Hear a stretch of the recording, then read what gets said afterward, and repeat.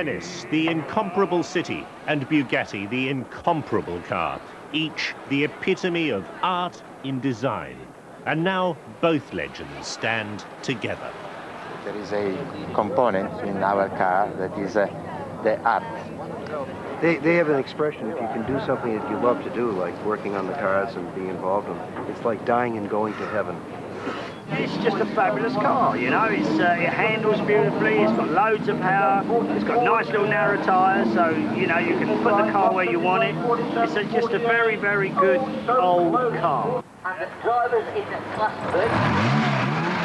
For an insight into the passion that stirs Bugatti enthusiasts the world over, there's no better place to start than this 1,000 metres of tarmac, winding up a steep Gloucestershire hillside, Prescott Hill Climb.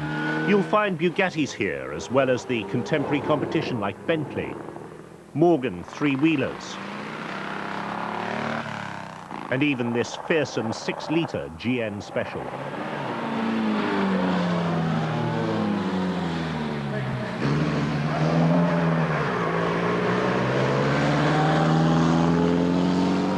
That's what this hill climb is all about. The Bugatti Owners Club bought this estate in 1937 and had their first hill climb here in 1938.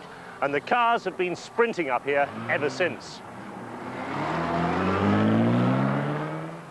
Now today is a classic meeting with everything from modern racing cars through classic sports cars, Allards, Jaguars, you name it. But the epitome of Prescott Hill Climb is that glorious sound of tearing calico, a Bugatti on full song. Bugatti drivers know and love their charges, but they can appreciate their shortcomings too. Rodney Felton with his superb 1923 example. Now the Bugatti Bugatti, which is a Type 13 Bugatti. This was the, difficult it is to believe, this was the Grand Prix car of the 1920s. This ran at Le Mans and the races of that era. Now you see a modern Grand Prix driver and you think, you know, that must be a really difficult job. But to do a Grand Prix in this must have been quite something for those drivers. Yes, I think it must have been comparable for the year, because the road surface was dust and dirt and gravel, and furthermore they did them with quite some length, 500 miles.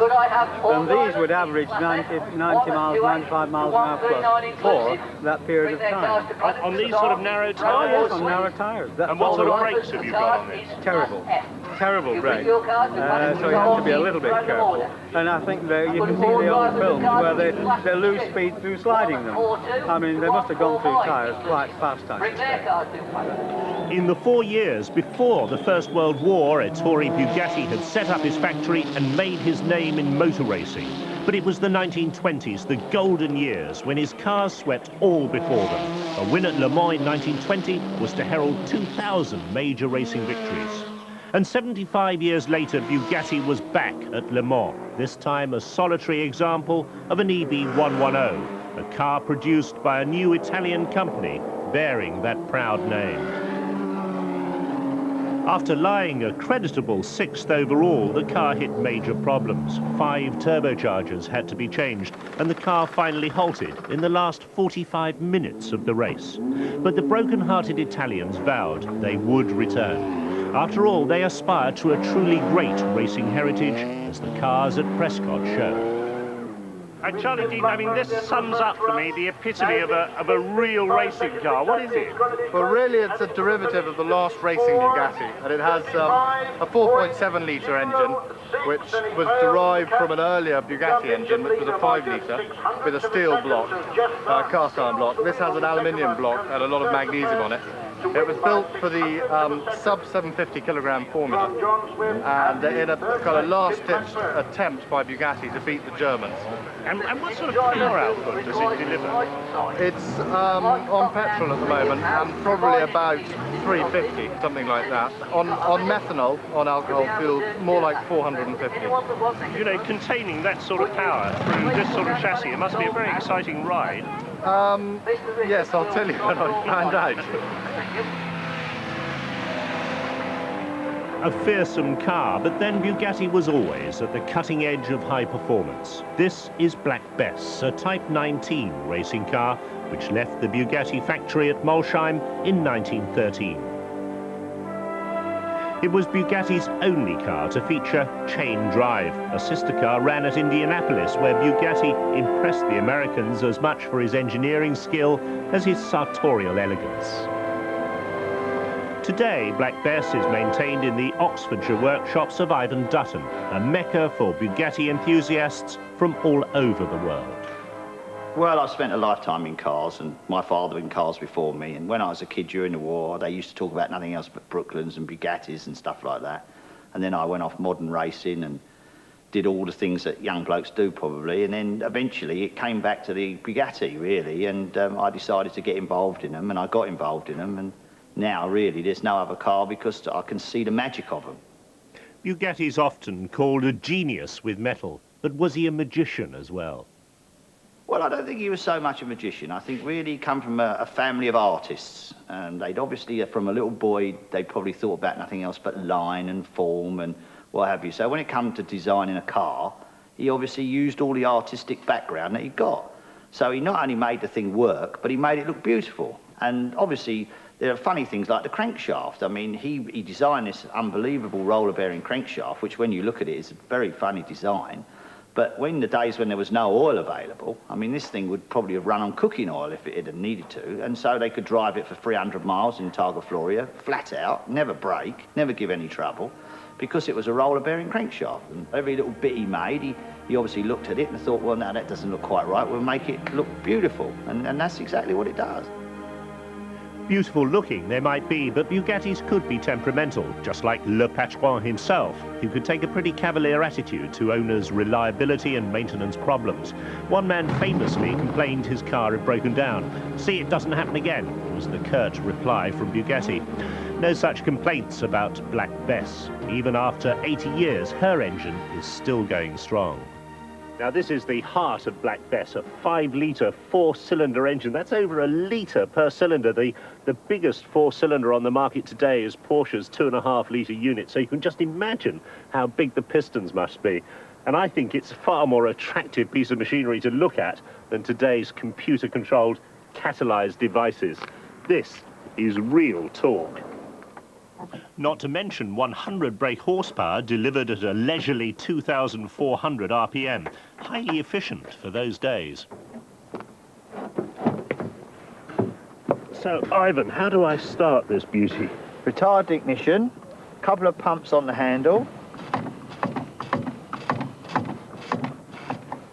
What, then it locks in position? Locks in position. Yeah. Press the starter. And advance ignition when it starts. Then it's into first, ease off the handbrake, thankfully a lot more effective than the foot-operated transmission brake, and off on one of the most deeply satisfying drives I've ever taken.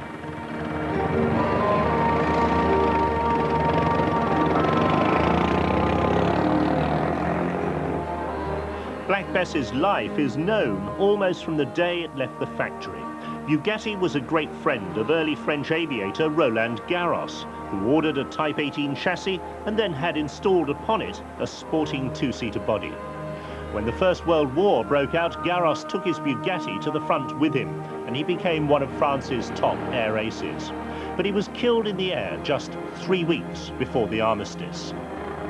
His beloved Bugatti passed to the chief engineer of the Sunbeam Company, who brought the car to England. In the early 1920s, it was sold to a decidedly sporting young lady, Miss Ivy Cummings, who promptly gave it the name Black Bess, after Dick Turpin's horse. Black Bess appeared at Prescott on many occasions, and Ivan's no stranger to the course either. He holds the record for Bugattis.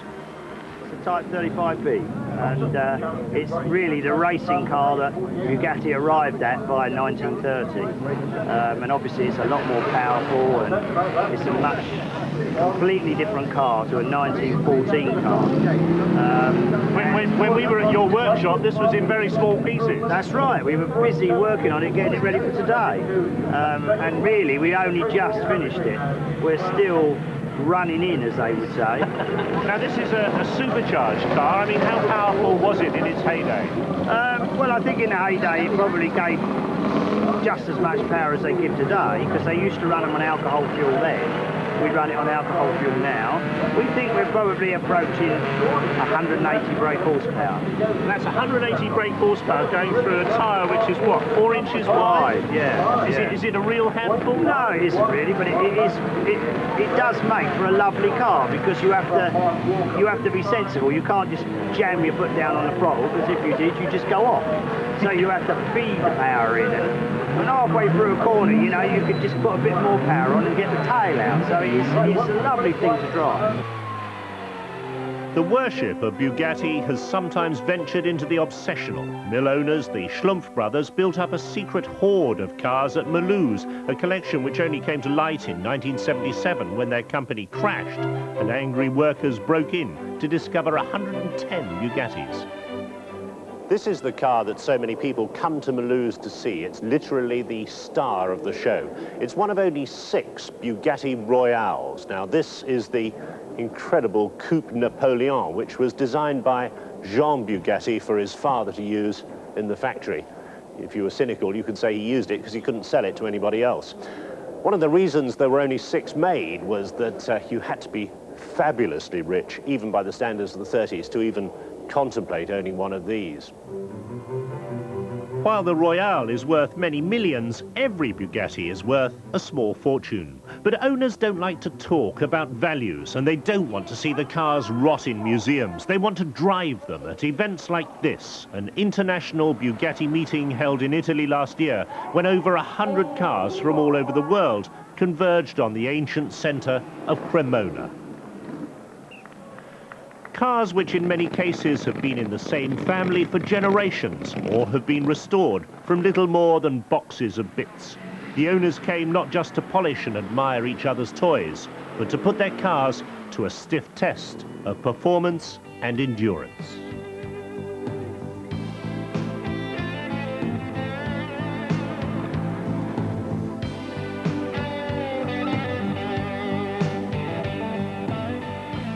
The event started gently enough with a time trial round a small circuit just outside the town. The racers snarled and squealed their way round, but the bigger coach-built saloons stood on their dignity.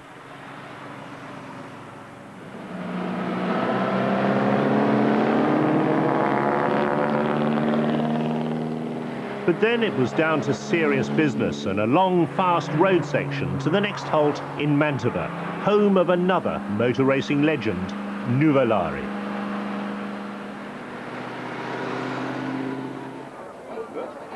In the square at Mantova, the cars were prepared for a Concorde d'Elegance later that night. But for some entrants, there was welcome time for urgent attention.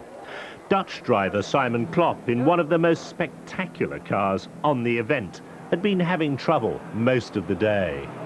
I have a problem with the gearbox. The oil runs out, and so I have to check it daily and top it up a bit. It's a beautiful car. What is it? It's a Type 57 SC Atlantique. S is for the low chassis, the C is for the compressor, and Atlantique is the body shape. It's a fantastic looking car. It is, and especially if you notice that it's from 1936, the design. So it's really a miracle, and it's I drove it from Holland to here. So we did some 1,600 kilometers with it, and it's a real GT. It's a very Gran Turismo car. It's fabulous. Next morning, as dawn broke, all was still in the square, but soon drivers were up and about. Today, the cars are travelling from Mantova right across to Venice, a long, grueling trip in the high Italian temperatures. How many of the Bugattis will survive, and how many will finish the day on the truck like this? Already, some had problems. One car was losing a steady stream of water and consuming oil at a frightening rate. And this is the true mark of the Bugatti enthusiast, the cap on backwards. It helps aerodynamics, I'm told. Absolutely, absolutely. What is the car? It's a Type 37, delivered in Switzerland in April 1926, and had a little trouble this morning, but it looks like she's running. How did you come by the car? We found it in a chicken coop in Switzerland in 1981, and managed to prize it away from its owner. As the cars hit the road, the escorting EB110s took up their positions. How did Britain's Bugatti importer Nick Lancaster enjoy the experience? Well, I have to say that perhaps I shouldn't say this as a car dealer, but actually I'd rather be one of the older cars. Nevertheless, actually, they've done a lot of work to make what Bugatti would have actually liked to have had happen had he not actually capitulated in the early 50s. So I think it's a supercar. Love it. Bugatti would have approved of the route too. It said he would vet aspiring Type 35 customers, sending them on wild drives around the factory to see if they possessed a Bugatti seat, the instinct to handle the car and sense it through the seat of their pants. Conserve the gas. With perfect Bugatti seats, Barry Parkinson and his co-driver Dot prepared for a pit stop. This is a very traditional English scene by the side of the main road. Well, it is a very traditional with us, wherever we go on the continent. It's like, gets about this time, about 11 o'clock, and we think, right, just a suitable lay-by. Well, we always take the table and chairs, we're fully equipped, as you can see. But there's a pizzeria across the road there. Oh, well, you know, being only of modest means. You don't trust the Italian coffee? Well, you know, these meals, you don't know what you're giving away, do you? Like thousands, and, you know, it's all these oats. It's very confusing. We find the Italian money very confusing. How long have you had your Bugatti, Barry? Oh, the Bugatti, yes, the Type 40. I bought it in bits in 1981, and it finally got put together about 4 years ago. It's the only one in Lancashire, is it? No. I was fortunate when I was putting it together. There's another one in Lancashire very near, and he lent it me to copy the body. This is a new body which I built. But all the mechanical parts are original Bugatti. Now, they talk about sort of golf widows. I mean, what happens to ladies on Bugatti runs? Do you get very bored with all this talk about the cars? Yes. As the afternoon wore on, the pace quickened, for 30 of the cars had an appointment with destiny in Venice. And upping the pace meant upping the strain. Bugatti Guru, Hugh Conway, what's gone wrong here? Well, we've got Eric Van Essen's car, and it was a very simple job. In fact, the union holding the carburetor had just come loose. The carburetor's right down there. Well, the interesting thing about these engines is they're 2.3 litre supercharged. The supercharger is here. It's a roots type blower. That means the carburetor is right underneath. So if you ever see one of these cars, we're always right down underneath, on our backs, if you like. That traditional Bugatti driver pose was all too evident further down the road.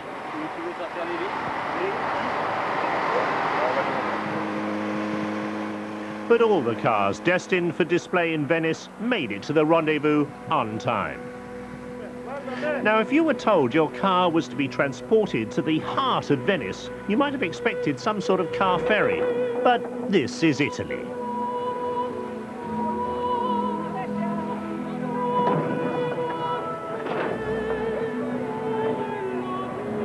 Pushed by an ancient tug, millions of pounds worth of precious machinery slowly floated out into the lagoon and down to the Grand Canal on a rusty pontoon.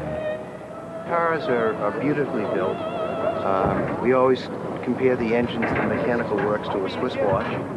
And people think that because the designs are very delicate, the cars are delicate too, but they're not. They're very strong.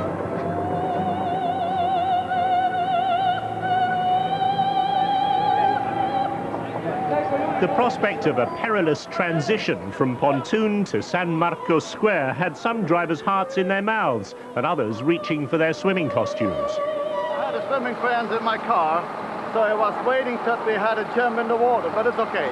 We are very happy to be here, and I think it will be great.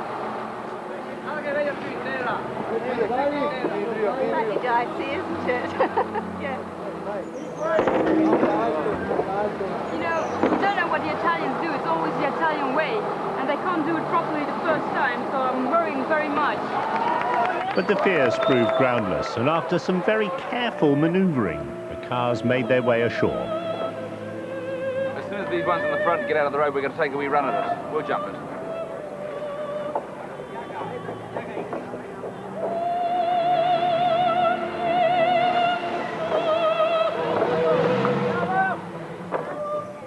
And at last, for the first time in the history of that ancient city of canals and waterways, cars moved over the hallowed flagstones of the Doge's Palace in San Marco Square.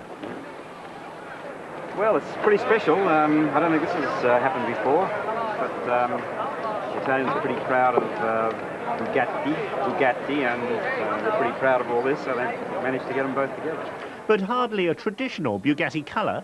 Yeah, well, you know what Aussies are like. They like to do the non-traditional thing. So, there's plenty of blue ones, but there's not too many yellow. The cars attracted intense interest on the waterfront, with crowds of admiring visitors, to such an extent that irate gondoliers complaining their business was being affected had to be taken away by the police. But by the next day, all was calm again. Anyway, this was history in the making. Well, today is a day of rest for the cars and the crews, and a chance for everyone to explore this magical city.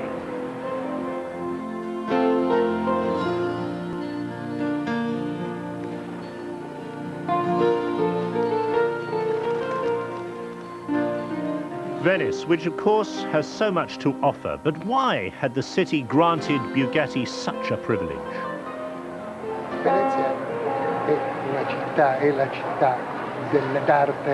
Venice is a city of art and of excellence, and therefore it is right to welcome Bugatti, even just for one day. Each car is different from another. It is not an industrial product as such, but a craftsman-made product. Each car has its own characteristics. There isn't one that's exactly the same as another.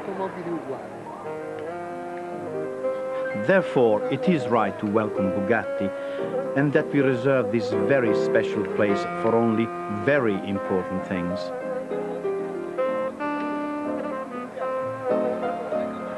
While the rally participants took in the delights of Venice, we moved to the new Bugatti factory in Campo Galliano, just outside the heart of the Italian supercar industry at Modena.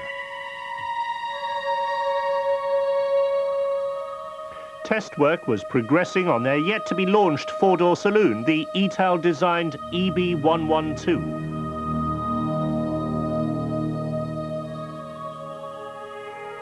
But out on the factory floor, work concentrated on the six-speed gearbox, the mighty 3.5-litre turbocharged V12 engine, and the sleek carbon fibre body shell of the four-wheel drive supercar, the EB110.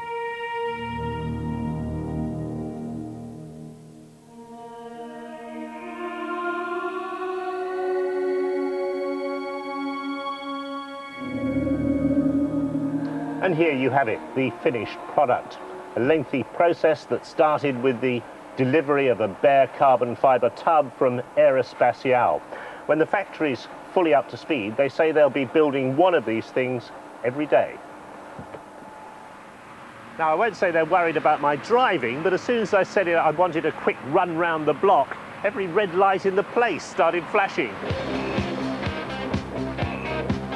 Perhaps because we'd elected to drive not the boring old GT, but the Supersport version. Extensive use of carbon fibre, over 610 horsepower, the potential to hit 220 miles an hour and accelerate from 0 to 60 in just 3.2 seconds.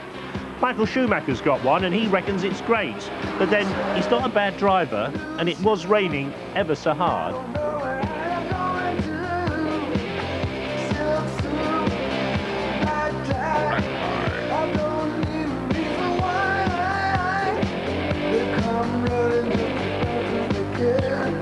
Every girl crazy about his type, that's me.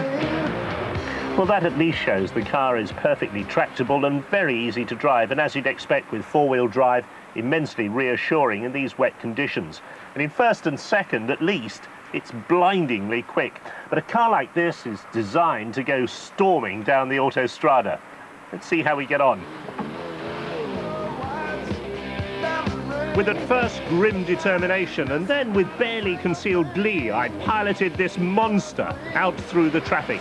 And as I started to scratch the surface of the huge performance, the sensations just piled in. The grip, the cornering forces, and the arrow straight stability. Progress up the road is a series of great lunges. As the turbo comes in over about 5,000 revs, this car just explodes.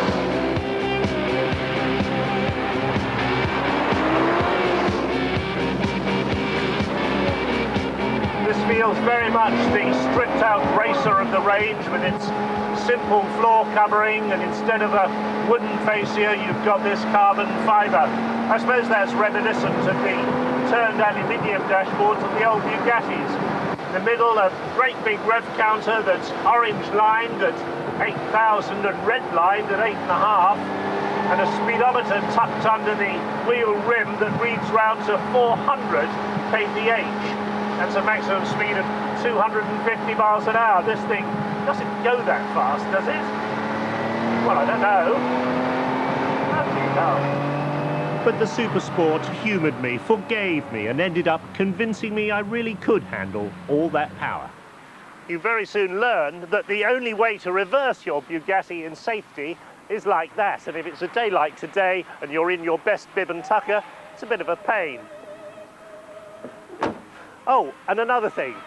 For your 300-odd thousand quid, you don't get any in-car entertainment. But then the Bugatti Supersport is entertainment enough in itself.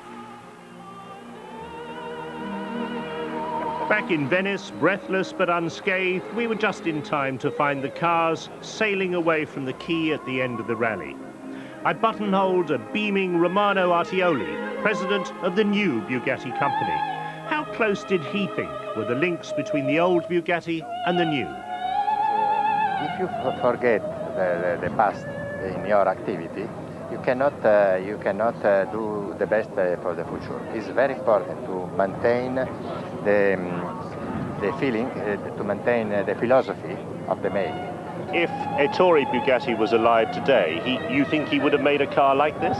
The people that is working, that has worked with Ettore Bugatti, very old one, when they have seen the car and the factory, they have said, if Ettore Bugatti has the opportunity to see that, sure is emotional because it's the dream of his life to do a factory like yours and a car like this.